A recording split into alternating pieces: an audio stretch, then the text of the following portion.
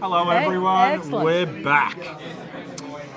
Well, this is our first time meeting face to face, Yes, isn't yes, it? as opposed to like in random chat groups online and Yeah, stuff like Discord that. groups and things. This is the first Yeah. time I see you without your pigeons. Yes, yes. I haven't been able to bring Speckle this time. Yeah. The most I could do was the feather for Stormy, but that's about it. Awesome, Yeah. awesome. Yeah. For those at home, Nat has pet pigeons. They often feature in our hangouts when Yep, we're online yep. and things like that. So we're here.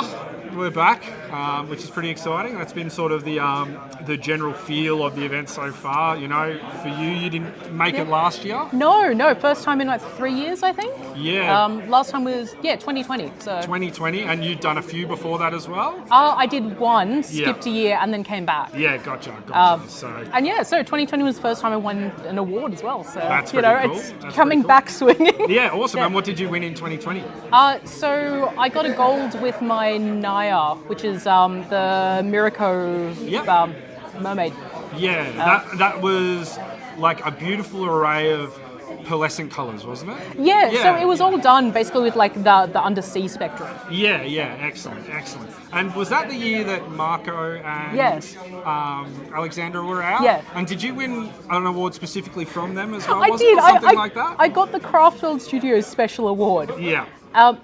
But the best part was that, so that year, not only did we have to leave early, but I didn't actually realise it had become a 3-day event either. Yeah. So I'd only booked in for the first and the second day, and I had to have someone basically collect my awards and my minis on the third. So I had no idea what was going on. There's been a bit of that already for this year as well. I was Yeah. having a chat to Juddo earlier, and he was like, "Oh no, like I didn't realise it was a full 3-day event." He's like, "So I had to call my wife and tell her." So Especially with it being a Monday that's not a public holiday, like for the standard Australia Day run as well. yeah, because it's usually Australia Day, Yeah. isn't it? So yeah, it's a little bit earlier this time around. So Yeah. So let's the wonderful thing about chatting to Nat here is that Nat kind of ticks both boxes. You have a ton of stuff you've entered, but you've also brought a ton of things that you make as well and sell. So like maybe we'll start off talking about some of the things you've brought and your maybe your journey in painting, and then we'll finish up talking about sort of Eva Studios and what else you like to make, Yeah. So where did it all start for you? I was hired help painting Warhammer armies. Yeah. So very specifically, my dear partner Ducky had a Necron army that he really wanted a hand painting with, and it was a case of, you know how to use a brush, go for it. Yeah. As many of us do, I expect. It's quite a funny thing, isn't it? Because as soon as someone people get the know that you paint, they're like, "Yeah, brushes are yours, please." Yeah, that's it. You know, please give me a hand. You have 2 of them. Yeah. But yeah, so I ended up doing that. Picked up a couple of my own models from there. Got a lot of. That's not how you paint. Stop that. Yeah. And then eventually, kind of found that I really, really enjoyed it, and started spiraling into bigger and bigger models. Got my own armies, things like that. Yeah, there's for many of us out there, and I'm sure plenty of people at home, and particularly on Twitch and YouTube when they watch this as well. So many of us start our journey somewhere Warhammer adjacent, and then from there on out, doors open and you start to see more and more, and it takes you on your journey, and people sort of go off in their own directions, whether it would be with like different games or a lot of us here today, display painting, right? Yeah, well, it's Warhammer, D&D, so many of the bigger minis games now, it's becoming such a pervasive thing. Yeah. It's wonderful to see how many people are getting into it. Yeah, it's crazy, isn't it, how much it's picking up. I mean, with so many things surrounding painting now booming, you know, like wargaming, board gaming, role-playing, with them all going like gangbusters at the moment, there is a huge cry for learning how to paint too. There really, really is. Yeah, so... and I think, what was it, when I haven't managed to go for a couple of years, but when I go down to PAX every year, there's the Reaper Paint and Take there. Yeah. And if that's not a fantastic example of it, I don't know what is. Yeah. Because I remember we ended up having to draft in extra teachers because I'd go down there and teach the very, very first learn how to paint classes. Yeah.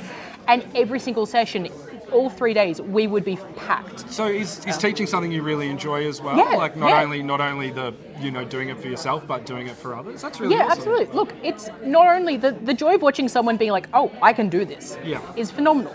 But the other thing is that when you teach someone, I think you get a better idea of how you actually approach it because you're explaining it to yourself as much as you give you a different insight, doesn't it? Because you're like, I need to think structurally, how is this, like, how am I going to present this information in a way that someone can disseminate and then use, Yeah, you have to objectively actually break down what you're doing without just kind of following the motions. Yeah, awesome. So, well, that's really, really great to hear. I'm always loving when people are getting out there and showing people. Yeah. I believe Benny has been a staunch advocate for trying to win the Reaper Paint and Take. Yeah. I think he finally achieved it this year. Oh, excellent. His greatest victory to date. So.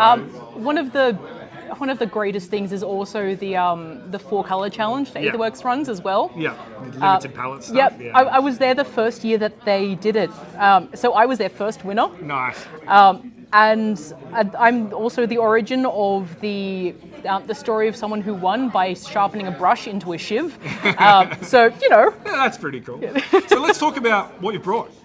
Yeah, so I'm actually really pleased this year because, especially given how long it's been. I think I've got 14 pieces at the moment, hoping to finish a couple more before, the last couple of steps, basically. Yeah, we should say that the Sunday, 2 o'clock Sunday, I think, is when judging starts. So with our painting lounge, which is rapidly filling up now. It is.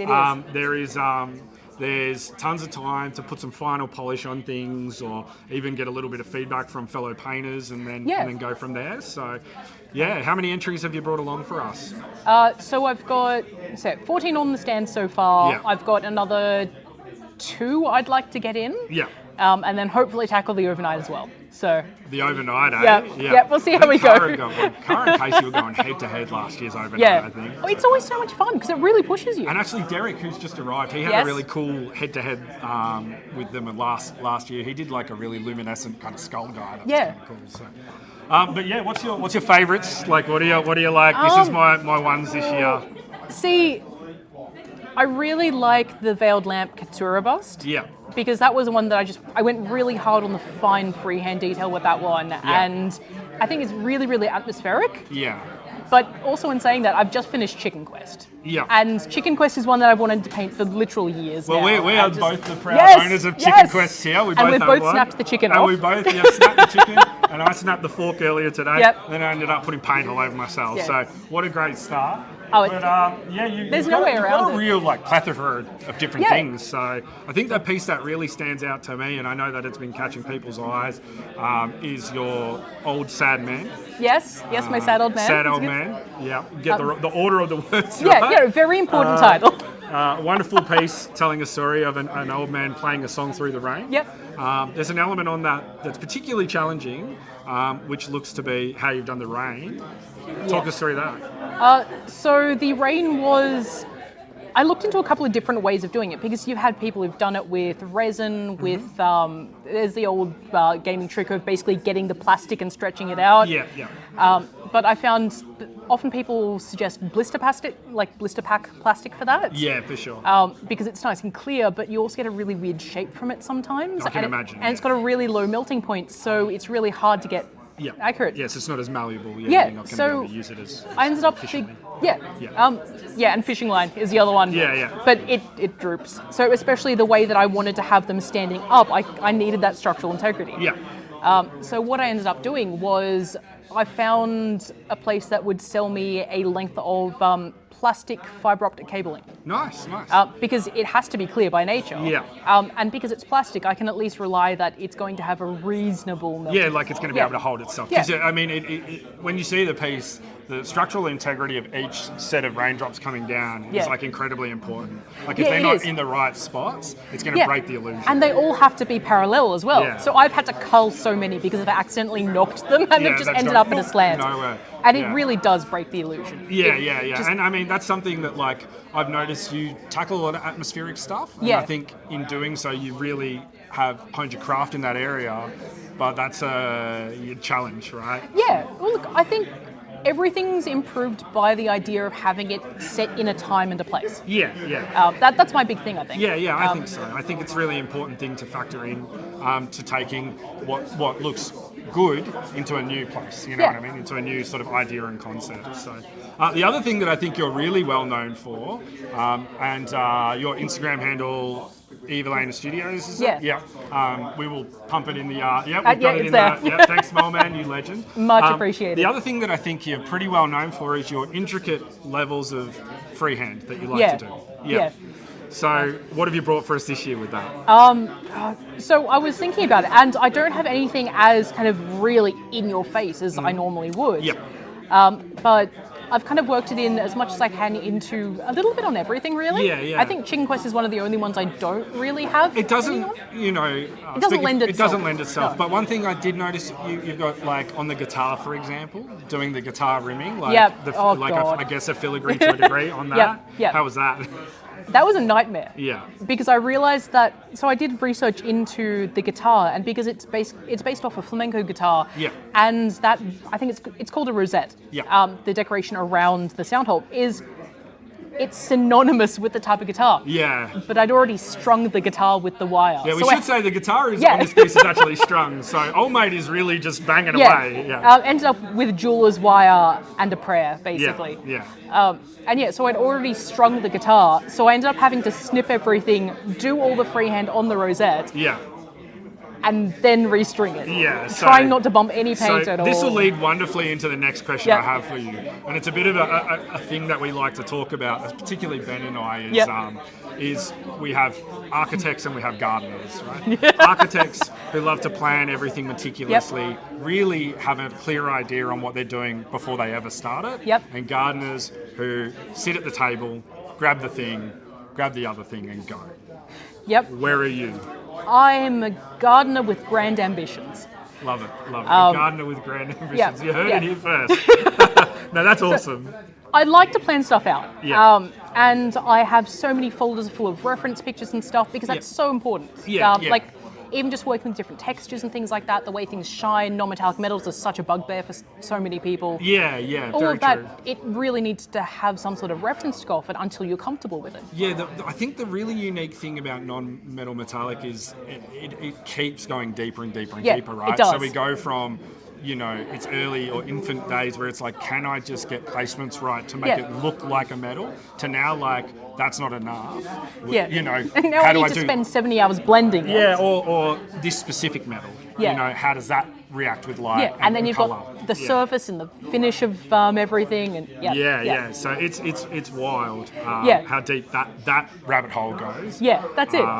And then combining other textures and elements in with it, it seems limitless, right? Yeah, so that's one of the things with Sad Old Man, having to look up how white ribbon reflects light and stuff like that. Yeah. Because it's a silk, but it's also got a reasonable grain to it a lot of the time, and Yeah. So I plan a lot, but when I actually start painting, everything goes out the window. Yeah. And so I really have to find that. I have to check back in with what I've planned a lot, otherwise I really lose track of the end post. Yeah, right. So you sort of start to veer and... And that's led to me having to redo so many pieces. Yeah. But I also have fun with it, so I don't I really think mind. at the heart of it all, exactly right. Yeah. If you love painting and something is not sitting right with you, redo it. Yeah. Be brave and redo it. Yeah, absolutely. Because if it all fails in the end, and even after redoing it, you don't get it right, you learn another thing not to do. Yeah, you know absolutely. What I mean? Well, Chicken Quest. I finished, 2 days ago, before we left to travel down here. And it's because I wanted to add that extra basing element to stick with my, with Papa Jumbo. Yeah, because your Papa Jumbo pages and things, ocean, I remember it clearly. Yeah. Lovely piece. Yeah. And so it's the first time I've actually managed to get him to a physical event. So I wanted to have the pair because they're from the same line and they really have a lot of call-outs to each other. The Black Sailors range from Big Child, I think, is just so a fan good. favourite. And it's what I love about it is you can keep going back to it, like you have. Like I think I've got 2 that I've done. I've done Sharky and Chicken Quest. Both, again, very similar. Wanted to keep a contrast between them that says they're from the same world. And they're so playful as well. You don't have to take it seriously. Yeah, very true. It's one of the things I really like about fantasy busts and things like that. Because there's no set, you have to do this, otherwise it doesn't look right. You can basically forge your own path, and so long as it's done well, it'll look fantastic. This is really true. And still a wonderful place to experiment on as well. Like there's some really cool stuff you can can do with those, which you have proven with what you like to do with their bases. So, Yeah. And I really do enjoy that about your take on painting is you incorporate the plinth wonderfully. I think it's something you excel at. I like to. It's one of those things where, because I come from I won't say I got as far as a fine art background, but I've got that background in design and art and things like that. And I thought I was trading, expensive canvases for something nicer when I started with minis, but they're just more expensive, smaller canvases. Yeah. But yeah, it's just the whole aspect with traditional art is that the framing is as much a part of what you're doing as it is the artwork itself. Indeed. There's a reason that there's entire businesses and like craftsmen's guilds around portrait framing and things like that. Because it presents. We get it right, Yeah. and it elevates the piece. Yeah. Not only does it present it, it elevates it, which is something I think you do exceptionally well. Which leads us into something else that you do exceptionally well, which is you make plinths. Yeah. So I only started that fairly recently. Actually. This year or last year maybe? Last year. Yeah. Because I did the first run of plinths for Stonebeard last year. That's ended up how I ended up talking to Jim in the first place. Indeed. Which was really, really cool because it was kind of after we started talking that he's like, hey, there's this thing going on in Sydney. And, And lo and behold, another staunch member of the Sydney Painters Guild right here. Yeah. So yeah, really, really cool. And it's a whole thing of, similar to the minis, it's working with your hands. Yeah. So there's something awfully cathartic about it. And there's something else that's that is quite unique for your plinth making is you specifically love to use natural Australian woods. Yeah. So I use a lot of either Aussie woods that have been basically set aside for firewood. Yeah. So around the Central Coast where I am, there's lots of arborists who basically chop down trees, set it aside and sell it as firewood a couple of seasons later. Yep. So whenever we'd get a delivery of firewood, I'll just go through the pile and stick stuff aside. And look for gnarly stuff. Yeah, that's it. But the other thing is, so driftwood is lovely if you can work with it because it's very soft, so you have to kind of reinforce it. Yeah, but it's going to offer us a particular. It's going to offer like a particular plinth that differs to everything else. That's it. And you get some really lovely colours in it. So you get the really pale wood because it's all been bleached. But you also get what's called spalting, which is that really lovely dark black line that's formed in the wood as well. Yeah. So I imagine if you're polishing that up, it really pops out. Yeah, so you get some really nice stuff there. Yeah. And so there's a couple of places around the coast where it's legal to collect the driftwood, so duck out there. Yeah. Awesome. I mean, the stuff you've brought. So Nat and I had a chat. We had a chat a month ago, maybe 2 months ago actually, and we were talking about sort of everything Nat was bringing. Stonebeard actually featured a large range of Nat's plinths at Queensland Model and Hobby Expo, which they absolutely sold like wildfire. They are such a unique look that people just love them. But we got back from that and you had like a particular set of ranges that you'd done, much more in the traditional plinth style, right? Like shaped, fashioned, turned really nicely. And then we had a chat about maybe doing some really gnarled, creative, finding knots and weird things, which you just took and run with and have brought some absolutely awesome plinths that I want to get my hands on today. I put a photo of that up on shared that on my Instagram, so you can check them out there if you want to have a look. Talk to us about some of these gnarly ones. Oh look, they're a lot of fun to work with. Yeah. They're a little hard on the tools and, a little bit risky sometimes. But, we get there. Yeah. But it's one of those things where it's the old story of, when you look at the block of marble, you see what's in the marble rather than you making your own thing. Yeah. But it really is it's like that with timber because especially with the really, really twisted, knotty stuff or burls, for example. So I've got a whole bunch of stuff done out of burls, which are offcuts from someone off in Wagga Wagga. Yeah, awesome. And it's really about kind of looking at the piece and figuring out how you're going to cut it. You have to consider the shape of it first and then plan around that. So it's not a simple thing by any means. No. And I mean, it shows in the work. Like, you've done a wonderful job. So pat yourself on the back for that. Because that's something that I was screaming out for, right? I was pretty aggressive in coming to Nat and go, we need these sorts of things here because we don't have them right now. And she's turned up with an absolute abundance of it. So and they're just so much fun. They're so much less boring than your standard cookie cutter square plinths. Yeah. And they absolutely have a place and a time. a simple like black plinth can do wonders for a piece that's complex on its own. Yeah, I mean, I think I elect to use black a lot. Yeah. But that's probably because being someone who doesn't plan enough, I think when you're planning your plinth and a gnarled one, you really have to know what's going on. Yeah, that's it. I think that's one of the other really fun things that I find about those really, really gnarly plinths is that you can look at a plinth and you basically plan it as your canvas rather than the other way around in terms of painting something and then finding plinth for it. How do I find the best thing for this rather than the other way around? Definitely. Yeah, that's it. So I guess we will get ready to wrap up soon because we're running into, like, this is a false time. Yep. We're running into lunch soon. Any standouts for you so far from other people's works? Anything that's really like blown you away? Oh, look, I haven't actually had much of a chance to have a look at them yet. I was waiting for it to sort of populate first. Yeah.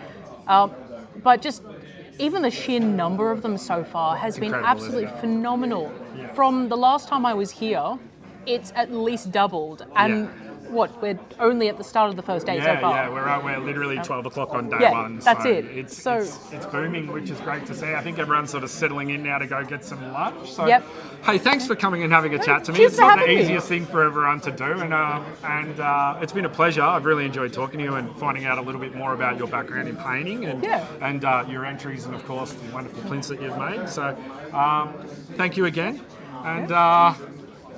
Until next time, we'll probably come over and hopefully find time to sit down and have a chat away from the camera. All right, friends, we're going to break for lunch now over here. I must remember to look at this camera. I never look at it. I'm always looking here.